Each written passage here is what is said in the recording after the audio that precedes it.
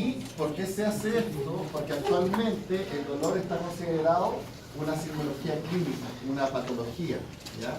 Se sabe que el dolor se considera el quinto signo clínico de evaluación de un paciente. Incluso hay muchas definiciones de dolor y una de las más aceptadas por el grupo de estudio del dolor es que el dolor corresponde tanto a una experiencia sensorial y emocional desagradable, más allá de un problema de un daño físico. Y es súper importante pensando sobre todo en nuestros pacientes. Nuestros pacientes son los que más sufren un tipo de dolor emocional, más que una persona. Incluso piensen que todos los gatos, por ejemplo, que están encerrados fuera de su ambiente, los niveles de cortisol por estrés suben bastante, eso está más que estudiado. Los perros que están todo el día ladrando, que están asustados, ustedes lo van a ver después que cuando llegan a la consulta nuevamente llegan tiritando, llegan con traumas psicológicos, y eso también es afección de dolor. Por lo tanto, mucho ahora se está enfocando más que en dar un analgésico, un antiinflamatorio, está enfocado acá. Muchos tratamientos etológicos. La etología por eso también ha crecido mucho en el último tiempo. Actualmente, hace un par de años, se está usando mucho lo que se refiere a clínicas cat-friendly, que son de manejo amistoso con el gato. Los protocolos actuales de enfermería en hospitales son muy estrictos con los números para hacer los perros, de que el perro no puede quedar orinado. Eso es un manejo grave si no lo hacen, al igual que no pasar un antibiótico, por ejemplo. ¿Ya? Por lo tanto, el dolor no solo lo vamos a ver desde el punto de vista físico, sino que también desde el punto de vista emocional. Ahora, para esta clase, como no es una clase de etología, vamos a enfocar en la parte física, pero sin dejar de lado este concepto que ustedes lo deberían ver en algún momento en medicina. Como les decía, actualmente, según la Organización Mundial de la Salud, se considera que el dolor es el quinto signo vital. O sea, ustedes junto con evaluar pulso, respiración, temperatura y presión arterial en un paciente hospitalizado, tienen que evaluar si tiene dolor ese paciente. Y como les decía, dolor, por ejemplo, abdominal, de columna, traumatológico, ortopédico, lo que quiera, pero el dolor físico también. Si yo veo que ese paciente está ladrando toda la noche, está estresado, no está comiendo, es un signo de dolor y a lo mejor yo voy a preferir, si esto está normal, mandar a ese paciente a la casa. Eso es un manejo ambulatorio. Si el gato no come, antes de yo poner un tubo de alimentación a ese gato, a lo mejor voy a pensar en esto, en un dolor de origen psicogénico. Y voy a tratar de que ese gato se vaya a la casa y que coma. Y si come, me ahorré de colocar un tubo de alimentación. Entonces el dolor tiene que ser evaluado como un quinto signo en todo paciente que tengamos hospitalizado que llegue a la consulta. Y esto lo extrapolan también a todo el área que quieran, a la reproducción, como hablaba en la primera clase, del estrés, a equinos, por ejemplo, a todo lo que quieran, es lo mismo, siempre es un signo. Entonces el dolor, para que se produzca, el dolor es una señal nerviosa, partamos de esa base. Por lo tanto, el dolor no va a ocurrir con cualquier tipo de estímulo. Igual que cualquier señal nerviosa, el dolor tiene que superar cierto umbral del potencial de acción. Por eso es que tiene que superar un estímulo y que va a ser un estímulo que va a generar una señal que se llama transducción. Vamos a ver los 4 puntos del dolor posteriormente, pero la traducción se refiere a que si yo me toco el brazo, eso no va a generar dolor. Pero si aprieto el brazo, sí va a generar dolor. Y eso es lo que se conoce como transducción de señal a nivel de la piel. Si yo sufro una quemadura, hay una transducción de señal que hace que esa señal sea una señal dolorosa. En cambio, si uno le hace cariño, esa señal no es dolorosa, pero el lugar es el mismo. Ese punto, ese umbral, es lo que se conoce como la transducción de la señal. Y cuando se supere ese umbral, va a ser una traducción de señal que va a generar dolor o no. El dolor puede tener distintos umbrales. Si yo tengo un bajo umbral del dolor, voy a tener dolor con distintos estímulos. En cambio, si tengo una alta tolerancia al dolor y el umbral es mucho más bajo, necesito mayor impulso para generar dolor.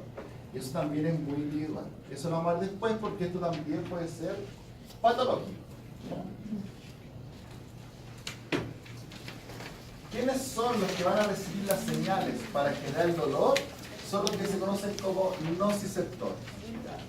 Son los receptores del dolor a nivel de la traducción. Y estos nociceptores existen muchos, como ven acá, A, alfa, beta, gamma, delta, los tipos B y los tipos C. Acá yo solamente les puse en un recuadro, los receptores más importantes con el dolor. O sea, tenemos los A beta, los A delta y los C. Estos tres son los receptores que son más importantes en la traducción de señal para generar dolor. O sea, estos son los que van a actuar. Y así también son distintos en su velocidad de conducción. ¿Se fijan? El C va a ser una velocidad mucho más lenta. Por lo tanto, para que se active el C, tiene que ser un estímulo más constante. En cambio, si yo tengo el A beta, que tiene una velocidad mucho mayor, este necesita un estímulo mucho más rápido. Por eso esto es tacto o propiocepción. Lo vamos a ver en neurología, ya lo vieron en neurología en realidad, en fisiología. Pero recuerden que la propiocepción es cuando yo sitúo un miembro y tengo señales sensoriales que me dicen que está desituado.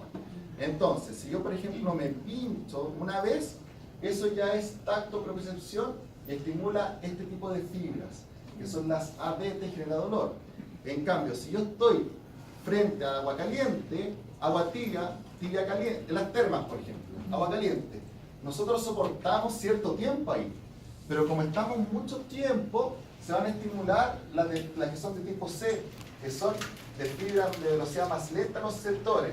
Entonces, cuando se activen estas, vamos a sentir el dolor por el calor. Vamos a sentir que estamos quemándonos. Es un buen ejemplo cuando estamos en las termas, por ejemplo. Y las A beta son un estímulo rápido y punzante. ¿Ya? Pero estas tres son las principales que se van a estimular.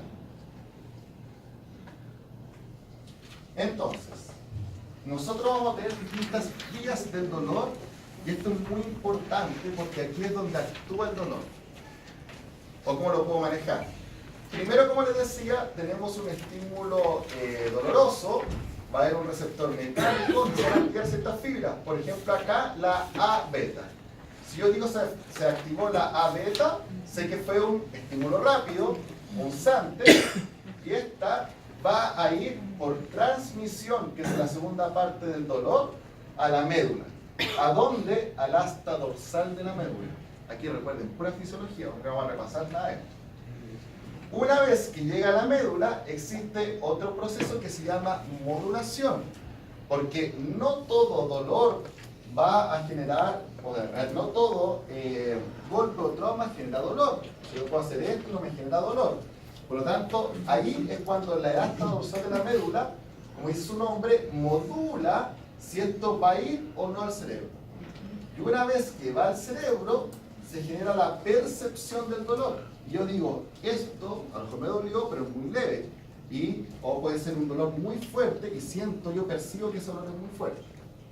¿Por qué saber esto es importante y va más allá de la fisiología y la anatomía? Porque los fármacos actúan en distintos niveles. Si yo soy un fármaco para el dolor, yo tengo que decir primero qué dolor siente ese paciente. Si yo les digo, bueno, pero él tiene una sensibilización central, es un paciente que está asustado, estresado y cualquier cosa le causa dolor. Ahí yo debería usar un fármaco que actúa a nivel de percepción de los inhibidores GABA, por ejemplo. En cambio, si yo digo, ese es un dolor porque el perro se pegó, a lo mejor voy a usar un antiinflamatorio que actúe acá, y a lo más voy a usar un analgésico que actúe acá en la regulación. Pero es poco probable que use un manejo, o un analgésico que actúe en la percepción. Muchas veces, muchos traumas, muchas lesiones crónicas, por ejemplo, artritis crónica, actualmente se están usando fármacos como la amitriptilina que actúa en la percepción del dolor. No tanto un analgésico que actúa acá. ¿Ya? Y así mismo yo les puedo decir, bueno, si yo tengo un dolor acá, a lo mejor ustedes pueden decir, bueno, pero usemos por ejemplo un parche de lidocaína. Usemos lidocaína tópica para que la traducción no pase a la transmisión y listo, y eso no es problema. Y si eso no es suficiente, a lo mejor usted me va a decir, bueno, pero usemos ketamina o tramador que va a actuar acá. Usemos opioides que actúan en la modulación y actúan en la percepción del dolor. El opio, ya lo saben ustedes también, lógicamente tiene un efecto central. Las drogas actúan acá. ¿A dónde actúa la droga? Acá. El alcohol actúa acá, en la percepción del dolor.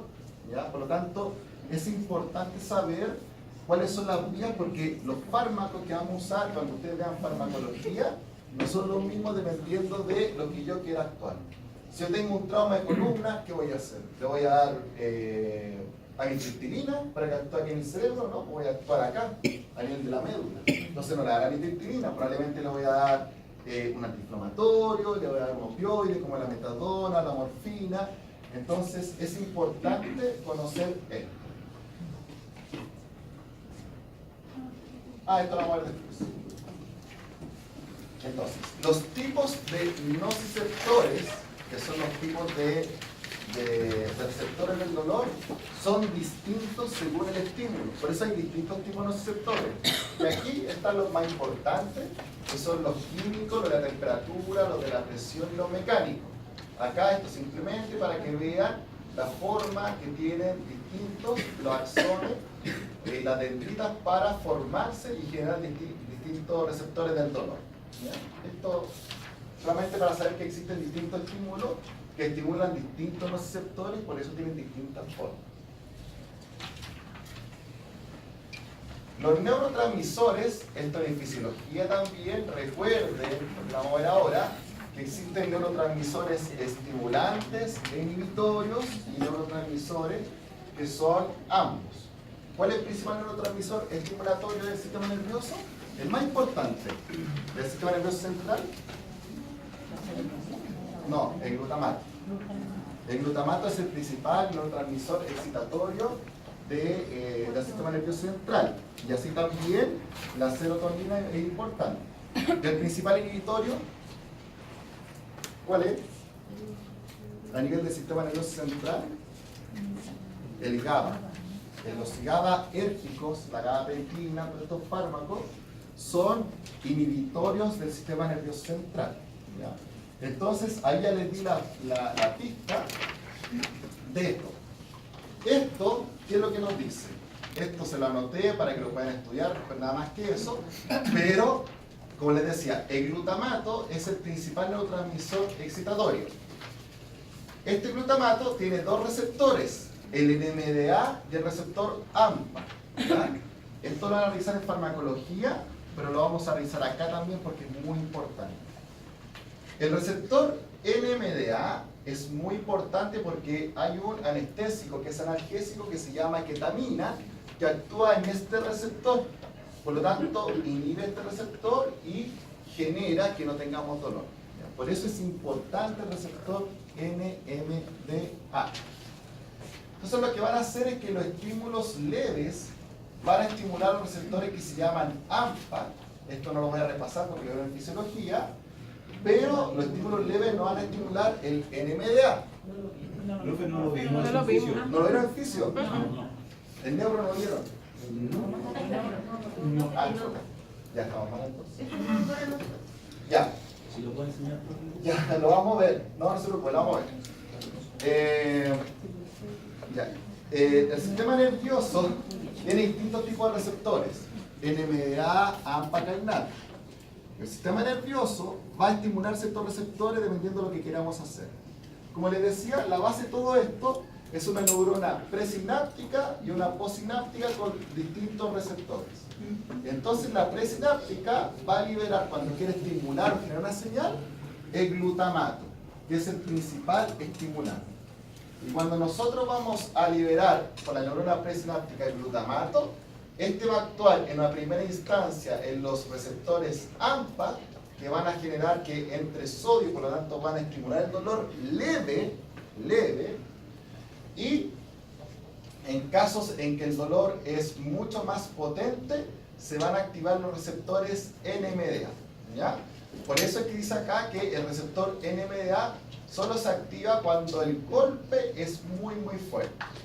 Entonces, cuando el receptor NMDA se activa, lo que va a hacer es que va a entrar calcio al intracelular. ¿Por qué es importante el calcio a nivel intracelular? Porque el calcio el calcio es un estimulante de la señal. Por lo tanto, lo que va a hacer es que el receptor NMDA produce calcio y va a generar una señal excitatoria. ¿Por qué me importa a mí en fisiopatología? Porque usted me puede decir que un tratamiento para manejar esto pueden ser inhibidores de la entrada del calcio. O yo les puedo preguntar en la prueba, y si el paciente está hipocalcémico, a lo mejor pueden decir, bueno, entonces debería tener menos excitación de las neuronas postsinápticas, cuando podría tener menos dolor. ¿Ya? Por eso es importante, y por eso está en una estrella acá el calcio, porque el calcio es sumamente importante. Este es un estimulante porque es un segundo mensajero de señal. Eso es como de biología. Pero el calcio es relevante. Entonces, ¿qué es lo que tienen que saber ustedes? Tienen que saber que el dolor se produce por glutamato, actúa con el dolor leve en el AMPA, pero si el dolor es muy fuerte, actúa en el NMDA por medio del estímulo del calcio, que va a entrar más calcio a la célula, va a generar una mayor despolarización y va a generar una mayor excitación y generación del dolor. ¿Ya? Entonces, tres moléculas importantes, no, una molécula importante es glutamato, dos receptores AMPA y NMDA, NMDA para el dolor severo y AMPA para el dolor leve. Listo. ¿Saben eso? Lo van a entender. Disculpa, una pregunta. ¿Qué sucede no sé, cómo sabe que se tiene que activar el AMPA o el NMDA? ¿Por la concentración del glutamato? Sí, exactamente. Súper buena pregunta. Eso es. Sí. Esto, ¿por qué se activa uno, se activa otro? Tiene que ver netamente con cantidades de glutamato o disminución de lo que es el GABA, porque es un equilibrio. Por ejemplo, si usted tiene mucho glutamato, porque tiene mucho dolor, va a estimular el AMPA y el NMDA. Pero también ahí uno asume, o sea, biológicamente deberían haber menos niveles de GABA, que es el inhibidor. Porque yo les puedo decir, bueno, pero a lo mejor acá tenemos 5, pero tenemos 10 GABA. Ahí va a ser un efecto inhibitorio del GABA. Pero tiene que ver con concentración. Aquí estamos hablando a nivel del sistema nervioso central. Recuérdenlo siempre. ¿Cuál es el sistema nervioso central a todo esto? ¿El sistema nervioso central cuál es? El encéfalo y la médula. Y la médula espinal, ¿no es cierto? Entonces, esto yo también estamos hablando en la parte que se llama modulación, por si acaso. ¿Ya? Ojo con eso, porque uno dice, no, esto es el cerebro, la percepción del dolor. No, sistema nervioso central, o sea, esto también es médula, y recién dijimos que en la médula está la modulación. ¿Ya? Para que no se confundan con eso. Y recuerden que el periférico es cuando estamos hablando de transmisión o transducción, que es lo que sale de la médula, o la parte raquídea. Entonces no se confundan con eso. Entonces, el proceso doloroso se llama un arco reflejo. Y aquí, como parece que no vieron muy bien en fisiología, vamos a hacer no un repaso, pero vamos a dar tips rápidos del arco reflejo. El arco reflejo, una vez tiene la mala concepción, que es golpe, médula y efector, o efector. No es así, no es así. Recuerden que muchas veces es golpe, hay una interneurona que va en el central y del cerebro baja y hay un arco reflejo. ¿Eso lo saben? Ah, perfecto. Lo que pasa es que hay ciertos reflejos que no pasan por el cerebro y pasan directo por una interneurona y hay un efector. ¿Ya? Pero cuando, por ejemplo, uno se quema, que debe ser más rápido. Sí, cuando se quema, pero por ejemplo el reflejo patelar es un reflejo que en perros no pasa por el cerebro como en humanos. Entonces hay que tener ojo con eso. Ya, que bueno que eso lo tengan claro. Entonces, involucra distintos estímulos y tejido del sistema nervioso central, como lo nombramos recién. Acá, esto es para que lo lean, lo mismo que dijimos recién, las 4 partes principales del dolor, la transducción, que es el proceso por el que los estímulos son convertidos en potencial de acción, y aquí aparte toda la parte nerviosa, transmisión, esto tiene que ver con el sistema nervioso periférico que llega al central, aquí tiene un dibujo, periférico, y siempre recuerden, hasta dorsal de la médula, ya eso no, asumo que no nos vamos a equivocar ahí. Modulación, aquí se modula, y aquí hay muchos procesos que no llegan hasta arriba, o llegan de manera disminuida. Imagínense si por ejemplo cualquier golpe que usted se haga llega al cerebro directamente sin modulación, estarían gritando todo el día. Y eso lo vamos a ver después, porque eso existe. Y la percepción, el proceso final en que se modula y tiene un gran componente psicológico. Con este componente también se va a crear lo que se llama la experiencia emocional. Yo si estoy constantemente sometido a un dolor, ese dolor puede generar dos caminos. O sensibilización central, en que mi organismo ya siente un dolor constante aunque no esté ese estímulo, o yo me puedo adaptar al dolor, ¿ya? Por ejemplo, los boxeadores, la percepción del dolor va disminuyendo con el tiempo, ¿ya? Pero hay casos, bueno, y ustedes lo han visto en las películas de boxeadores también, que efectivamente la percepción puede pasar a generar sensibilización central. Entonces pequeños golpes generan mucho dolor en ellos. Y no tiene que ver con la artritis, con la artrosis, con nada. Eso es sensibilización central. Terminamos después. La clasificación del dolor es variada. Es variada y depende de cómo usted lo considere en el dolor. Entonces lo podemos ver por su origen, por su duración o por su intensidad. Por su origen, el dolor puede ser nociceptivo, neuropático o psicogénico. Nociceptivo se refiere al clásico que pasa por una transducción, o sea, llega acá, pegó el pie, pasó a la transmisión, modulación y percepción. Es clásico. Este puede ser el que se conoce como dolor somático. El dolor neuropático es el típico dolor de la columna, ¿ya? Por ejemplo, algún nervio se cortó por alguna cirugía y queda un dolor neuropático. Muy frecuente la gente amputada, es como el dolor fantasma. La gente amputada se cortó el nervio por la mitad y ese axón quedó con una sensibilización y generó un dolor que se llama neuropático. Pacientes con líneas de columna, por ejemplo, todos esos son dolores neuropáticos. Fibromialgia también. Fibromialgia. El neuropático. Sí, pues estoy pensando, sí, cuando ya así, necesitan ingreso periférico. Sí, tiene razón, fibromialgia, exactamente. Y el dolor psicogénico, gente con esto es clásico en la gente que tiene cáncer, ¿ya? O sea, alguno lo ha tocado, pero los que hemos tenido familiares con cáncer, es muy evidente que cuando están con depresión sienten mucho más dolor que cuando no están con depresión. Y eso es un dolor netamente psicogénico. Ya el dolor sigue siendo el mismo, pero por percepción de la depresión tienen más dolor. Esto es súper frecuente ver cuando alguien tiene cáncer.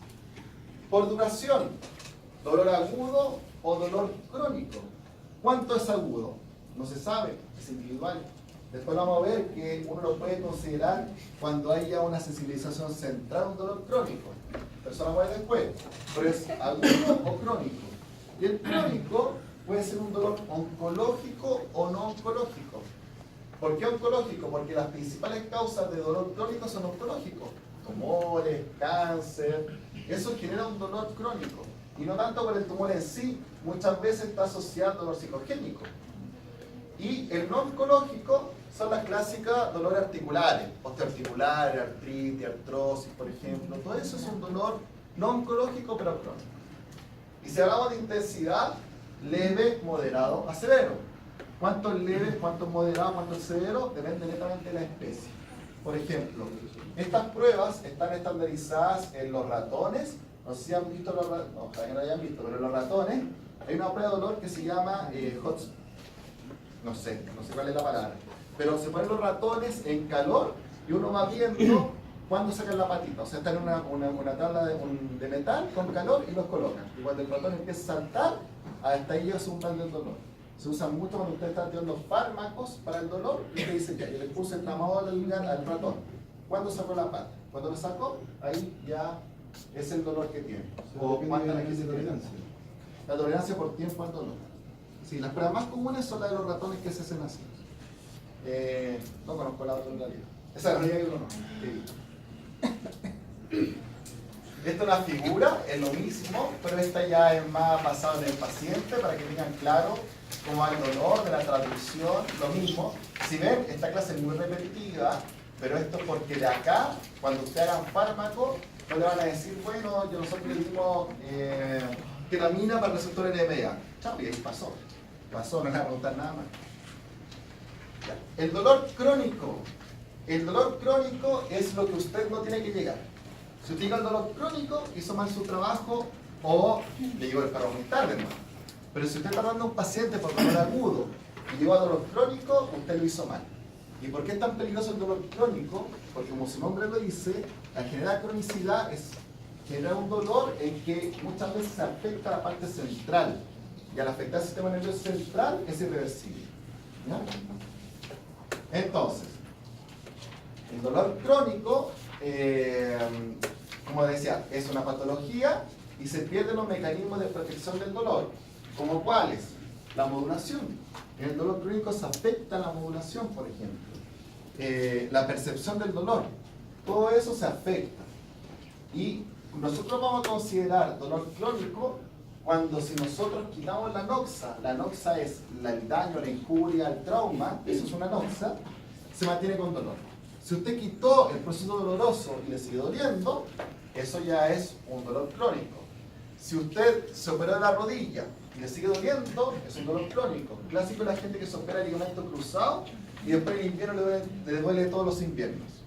Ya el ligamento cruzado está bien, la inflamación está bien, usted no tiene inflamación, pero tiene un dolor crónico, que es una afección central o neurológica.